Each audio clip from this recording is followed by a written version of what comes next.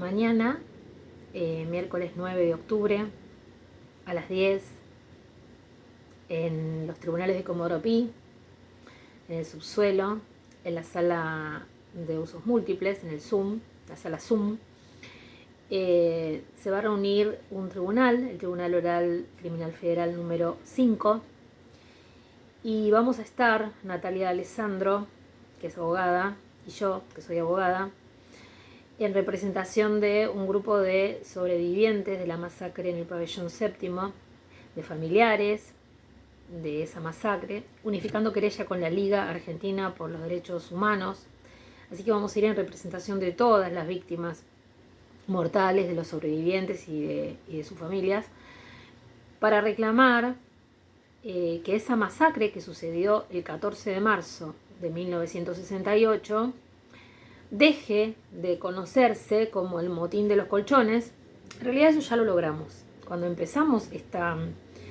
batalla, esta pelea jurídica, desde el primer momento hablamos de masacre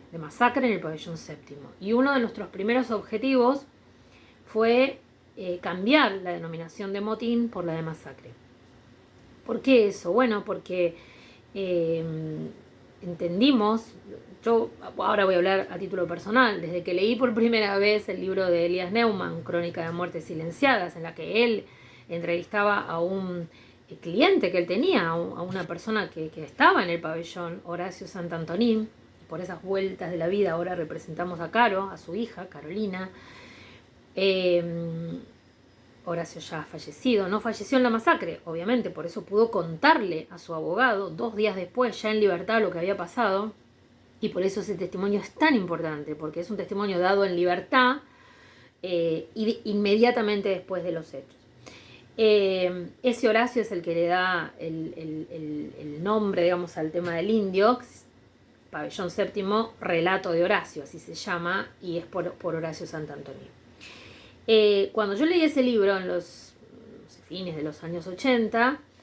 y después cuando trabajé en la Secretaría de Derechos Humanos y veía cómo avanzaban los juicios por delitos de lesa humanidad, siempre me hizo ruido que no se considerara esos hechos, esa masacre, como un delito de lesa humanidad y que no se investigara como tal. Y a medida y había trabajado también en la Procuración Penitenciaria y conocía el mundo de la cárcel, digamos, de la cárcel común, la cárcel donde están los presos comunes, quiero decir, no la cárcel política, no la cárcel donde van los militantes populares, sino la cárcel donde van las personas que cometen delitos, un robo, un homicidio, el delito que sea. Los presos comunes, en general, la inmensa mayoría, como ya sabemos, detenidos por cuestiones de delitos contra la propiedad,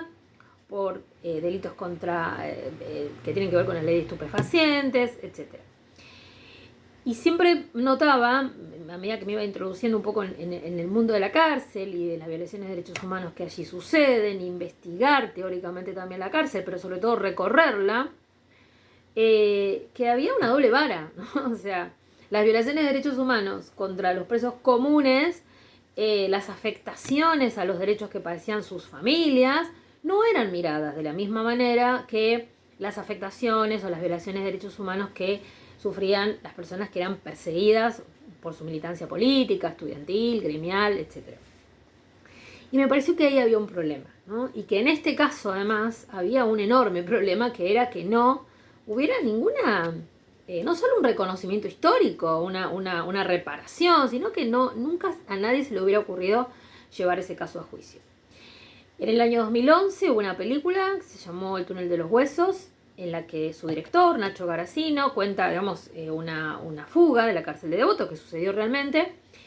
Y en esa fuga los presos aparentemente pisan huesos y podrían ser, dice el final de la película, que sean los de los muertos ahí todavía se hablaba del motín de los colchones. Yo me comuniqué con él, no lo conocía, le pregunté si conocía algún sobreviviente, me dijo que no, pero que si aparecía algún sobreviviente me iba a avisar. Y a su vez Hugo Cardoso, que era un sobreviviente de la masacre y que había dado una nota en el año 2008, y yo la tenía guardada esa nota, porque desde entonces estaba pensando en este tema y me había llamado la atención que él decía que él le parecía que era un delito de lesa humanidad, le pidió lo mismo a Nacho. Entonces Nacho hizo el link y nos juntamos con Hugo en un bar en la ciudad de La Plata, donde él vive con su compañera, en el bar París. Me río porque yo en el libro que escribí y publiqué en el año 2013, Masacre del Pabellón Séptimo, erróneamente lo llamó La Perla, me cruzó ahí otro bar histórico, pero es en la París. Y bueno, le conté quién era yo, qué temas trataba y que si él se animaba íbamos a intentar desarchivar esa causa y íbamos a ver si había elementos como para hacer un planteo judicial. Esto yo lo hice siempre en el contexto del CEPOC, que es la pequeña institución que integro, con el acompañamiento desde el primer momento de Denise Feldman, que es otra colega, compañera del CEPOC, con el acompañamiento también de la Asociación de Familiares, de Andrea Casamento, de otras compañeras, y con expresas políticas, en primer lugar Graciela Dragisevich, después se fueron sumando muchas otras compañeras expresas políticas que habían estado en la cárcel de Devoto, presas justamente en la dictadura y que habían visto, olido, escuchado los gritos, el ruido ensordecedor de los disparos, el olor a carne quemada, el sufrimiento que había en Devoto ese 14 de marzo de 1978 y los días posteriores. Bueno, desarchivamos la causa, nos presentamos en el año 2013, en marzo, ante el juzgado del doctor Daniel Rafecas para plantearle que nosotros íbamos a decir. Fuimos con Hugo, lo presentamos, dijimos que era un sobreviviente y que queríamos que esa causa se investigue como un delito de lesa humanidad. Bueno, hubo algunas entrevistas que hizo el doctor Federico Delgado, que era el fiscal a quien Rafecas le delegó la investigación. El dictamen del doctor Delgado no fue, digamos, como nosotros esperábamos. Hizo un dictamen en el que planteó que esto no era un delito de lesa humanidad, sino en todo caso una grave violación de derechos humanos, porque no se había investigado lo que había pasado. Y en marzo de 2014 el doctor Rafecas, siguiendo esa línea y planteando que los objetivos de la dictadura era un politicidio y que los presos comunes no eran detenidos políticos, por lo tanto no eran víctimas de esa persecución de la dictadura, dijo que podría entenderse como en todo caso como una grave violación de derechos humanos, pero que la competencia no era federal, sino que tenía que volver a la justicia ordinaria a que investigara esa grave violación de derechos humanos que como tal no había prescripto. O sea, resumiendo, nos reconocía que no había prescripto el delito, nos daba la razón en eso, pero no en la competencia, ¿no? No era un delito de lesa humanidad, por tanto él entendía que no había competencia federal y que tenía que volver a la justicia ordinaria, que lo había tenido archivado 30 y pico de años. Nosotros apelamos esa resolución, fuimos a la Cámara Federal y la Cámara Federal en agosto de 2014 nos dio la razón. Nos dijo que era lesa y por lo tanto lo tenía que investigar Rafecas como un delito de lesa humanidad. Bueno, pasaron 10 años. Lamentablemente en estos años fallecieron algunos sobrevivientes, fallecieron algunas compañeras expresas políticas, la última de ellas una querida amiga, Isabel Ecker, varios sobrevivientes, Rubén Franul, Alberto Rica, Víctor Vera, fallecieron en estos años, lamentablemente,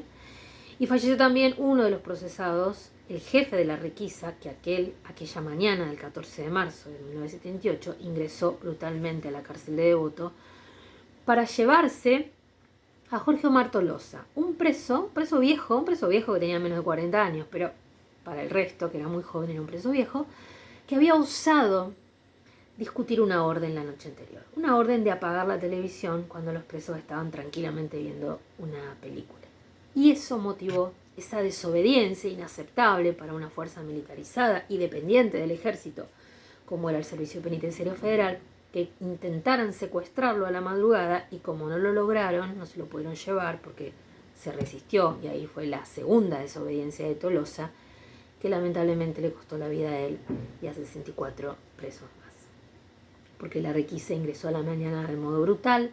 los presos intentaron defenderse, heroicamente realmente, porque lo único que hicieron fue empujar las camas para correr a la requisa, no tomaron rehenes, no lastimaron a nadie,